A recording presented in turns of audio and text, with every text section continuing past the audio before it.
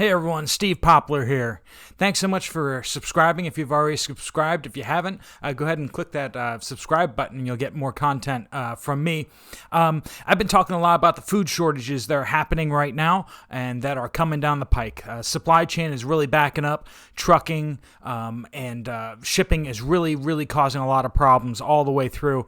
And just food is not getting to the stores, and a lot of manufacturing is going offline. Just a lot of problems. I've been talking a lot about that, but I want to talk a little bit about in this video. So what do we do about it? What should we be doing? If you haven't been doing anything already, or if you have only been just trying to winging it, I want to give you a real quick prepper on what to do. So first thing you should be doing is either going to Walmart or a bulk food supplier of some sort and getting rice and beans. It doesn't matter what kind of beans, just as long as it's a regular kind of dried bean. Combined with the rice, that makes a complete protein, which basically it gives you all the basic building blocks that you need for like a balanced diet. So that doesn't mean it has all the nutrients. It doesn't have all the other stuff that you need in there. You probably want to mix in some other things as you go, but you can go pick greens out of your yard. If you have dandelions in your yard, you can get greens because they're edible. You probably will want to stop spraying your lawn with all sorts of chemicals if you're going to do that. You need a couple years of no chemicals on your lawn before you can actually use those dandelions for food. Just keep that in mind. But you can go harvest a lot of stuff if you know what you're looking for. But rice and beans will provide that base layer of calories and just nutrients generally. So that's the first thing you should be looking at.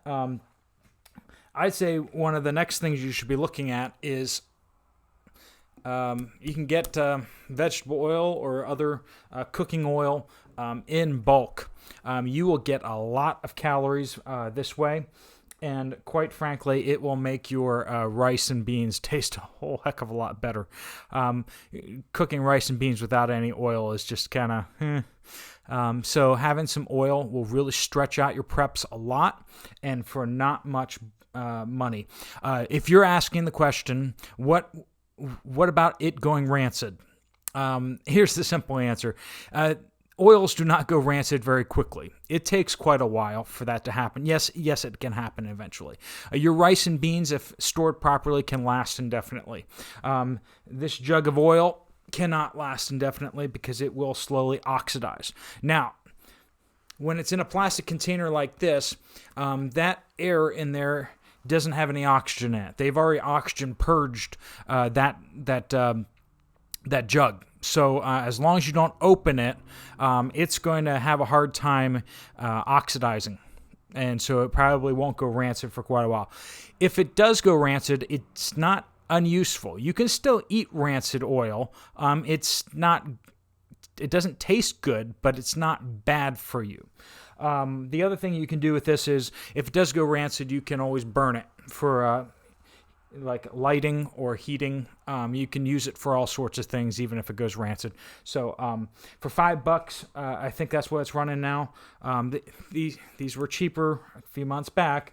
They're just getting more and more expensive. But try getting some of those if you can. Another really big thing you need to start doing, if you haven't done it already, is you need not diet cream soda, but what's in this diet cream soda bottle? Water. You need to store up water. And as you can see, I didn't go out and buy the fancy bricks. I didn't go out and buy a 1,000-gallon tank or something like that. Since I like diet cream soda, I mix that a little bit into my water. Diet soda bottles are great because they don't have the sugar in there or anything else in there that will actually cause any growth for bacteria or anything like that. So you don't really have to wash them out very much. But if you use regular soda bottles, make sure you really wash them out and get all that sugar out and all that stuff out of there before you put the water in. If you're using milk jugs, you have to wash them even more because you got to make sure that all that stuff's out of there. Plus, you don't want the taste right in there. So you can do that. Any kind of jugs that you get, you can put away. If you want to go to the store and buy gallons of water, you can do that. If you want to buy the big jugs from like Walmart or something like that, you can do that. If you want to buy the fancy bricks, or if you want to buy other things, go for it. But you really should have at least, I would say, 30 gallons of water per person at least. And that's just to get you through like a short-term emergency. And some people throw out the 1 gallon of per person per day kind of thing. That is just for drinking. That is for drinking, and that's hardly even possibly for cooking. Maybe possibly for cooking, but no cleaning, no laundry, no showers, no bathing, no nothing. Really, the UN says that when they're planning out a refugee center, they need at least 5 gallons of water per day per person, or they're not allowed to put a refugee center there. Okay, so you should really be planning 5 gallons per person per day is reasonable for basic hygiene and drinking and cooking and washing your cooking utensils and such.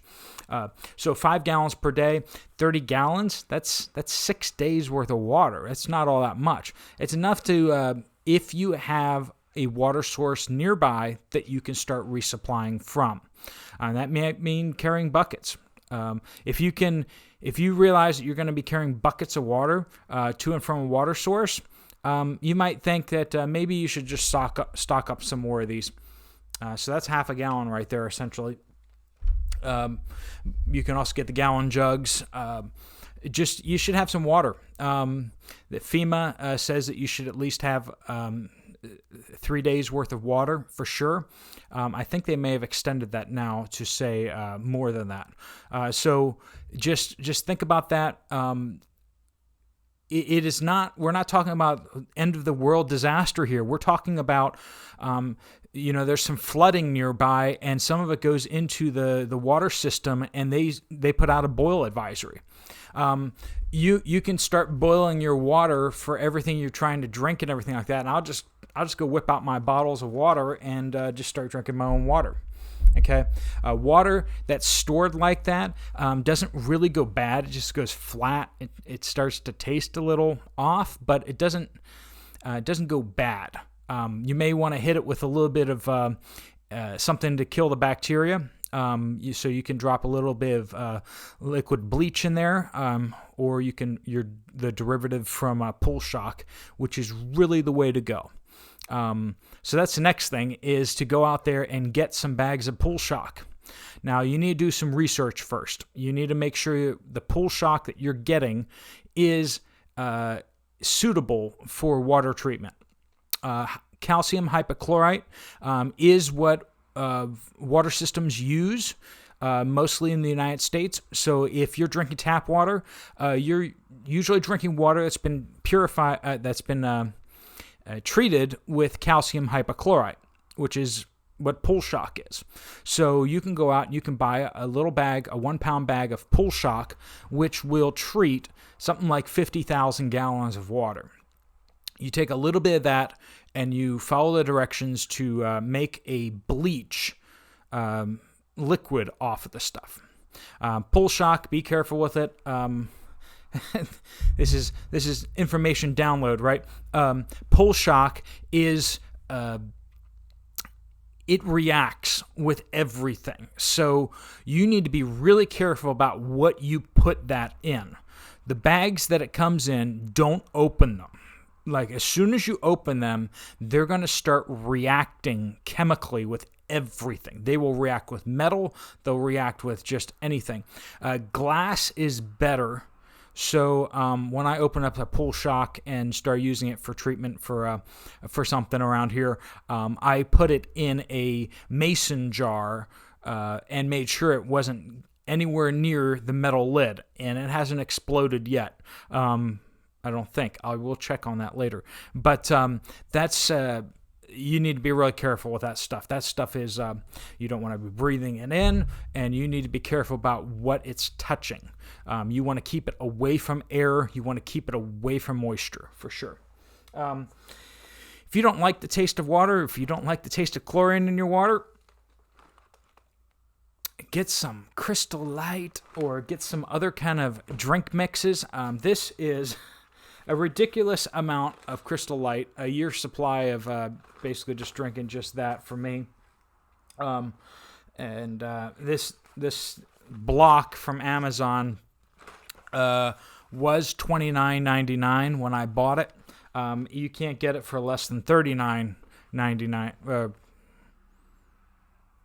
Yeah, I bought it for $30 essentially, and you can't get it for less than $40. From my just recent review of Amazon, you may be able to find a good deal on that somewhere else, but this has just a ton of drink mixes and such like that. So if you drink sodas or if you drink stuff like that, you need to find drink mixes that you can at least stomach.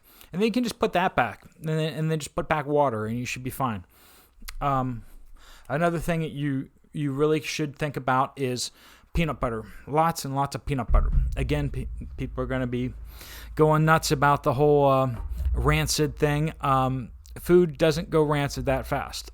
Just think about how long it's taken you to eat, how long you've had processed foods that had oil in them, and you haven't ever had that rancid smell. It takes a long time for that to happen, and once again, it's not dangerous. It doesn't make your food inedible. It just makes it smell bad. And it loses a lot of nutritional value too.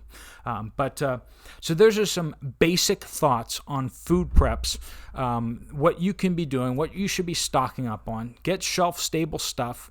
Load up on the instant mashed potatoes, load up on the rice, load up on the beans, load up on the canned goods. Watch out for the acidic ones, like pineapple. And even some tomatoes, they'll start eating through that can, so they will go bad much quicker than a lot of the other canned stuff. A lot of the other canned stuff, it will last indefinitely. You can open up a World War II can of meat, and you can eat it. It won't taste all that great, but nutritionally it'll be all right, and you won't die from it. You can open up vegetable cans from the 60s and 70s. You can go on YouTube and watch people doing this kind of stuff. It's edible. Canned goods last almost indefinitely as long as the cans themselves don't degrade. If the can's rusted, if the can starts... or if there's something wrong when they can the food, then something could be growing inside. But if they canned it properly, which modern cans are canned properly, stuff can't go bad in them.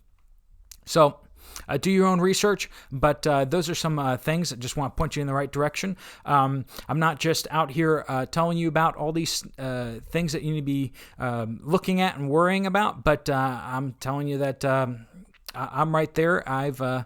I've gotten what I need, and I've gotten more than what I need so that I can share with some folks. But that's, make some smart choices.